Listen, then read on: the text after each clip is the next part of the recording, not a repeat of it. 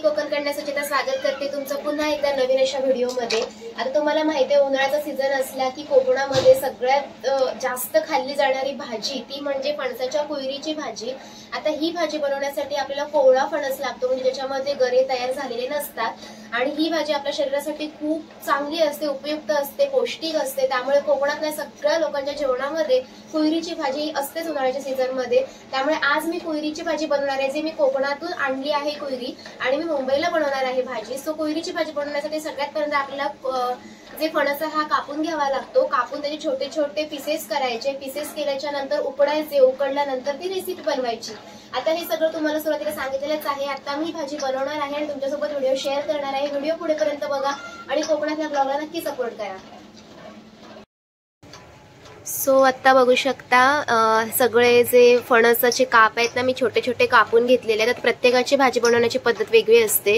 आता मी हे काप कापून घेतलेले आहेत आणि मी डायरेक्टली उकडत टाकणार आहे। उकडल्यानंतर याच्या मागे जे असतं ना, हे बट्टेसारखे लगेच सोडलं जातं आणि मधला हा जो असतो ना, याला काय काय जण वेगवेगळं नाव आहे, तर ते मधलं पण काढायचं असतं, ते खायचं नसतं। फक्त एक छोटासा आतला गर आहे ना, तेवढाच खायचा असतो।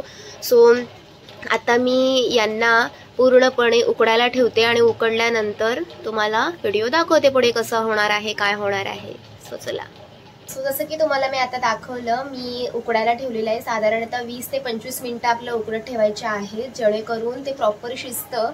आणि सांगितल्याप्रमाणे त्याचा पाव, मध्ये त्याला पाव म्हणतात, सो पाव काढायचा असतो आणि मागचं जे साल आहे ते काढायचं असतं आणि मधलीच भाजी घ्यायची असते।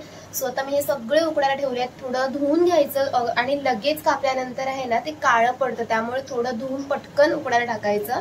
सो मी आता उकडायला ठेवलेलं आहे। उकडल्यानंतर ते कसं दिसतं हेही तुम्हाला दाखवेल आणि व्हिडिओ पण शेअर करते, सो व्हिडिओला प्रेम देत राहा।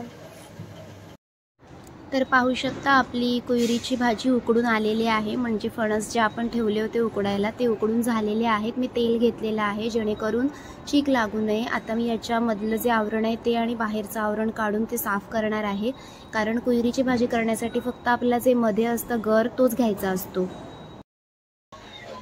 तर फायनली तुम्ही बघितलं असेल, मी उकडली होती फणसाची ती कुयरीची भाजी आणि उकडल्यानंतर आहे ना त्याचे मी तुम्हाला दाखवते अशी रेडी झाले बघा। एकदम पूर्ण व्यवस्थित दिसते ना। तर ॲक्च्युली कसं आहे ते मी तुम्हाला दाखवते बॅक कॅमेराने।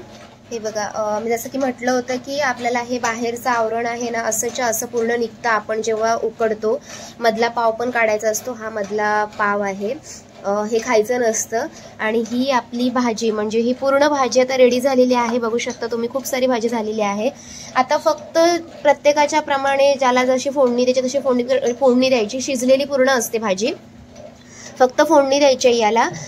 फोडणीसाठी तुम्ही तुमच्या पद्धतीने वापरू शकता जे वापरायचं, जसे की काही लोक आहेत ना तिळकुटामध्ये बनवतात, काही लोक फक्त लाल मसाला आणि त्याच्यामध्ये थोडंसं लसूण टाकतात। सो तुमच्या पद्धतीने जसं तुम्हाला बनवायचं तसं तुम्ही बनवू शकता।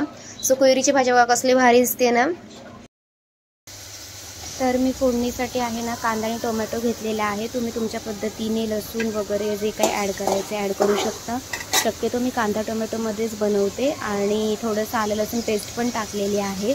आता जी उकडलेली भाजी आहे ह्याच्यामध्ये मी टाकणार आहे। ही आपली उकडलेली भाजी आहे, बघू शकता खूप भारी वाटते। सो फायनली ही उकडलेली भाजी मी बनवलेली आहे आणि आता तुम्हाला मी डायरेक्टली रेसिपी शेअर करते। येस, तर ही माझी भाजी रेडी झालेली आहे फणसाच्या कुयरीची। तुम्हाला कशी वाटली नक्की कळवा। व्हिडिओ आवडला तर लाईक करा, शेअर करा, सबस्क्राईब करा। Bye bye.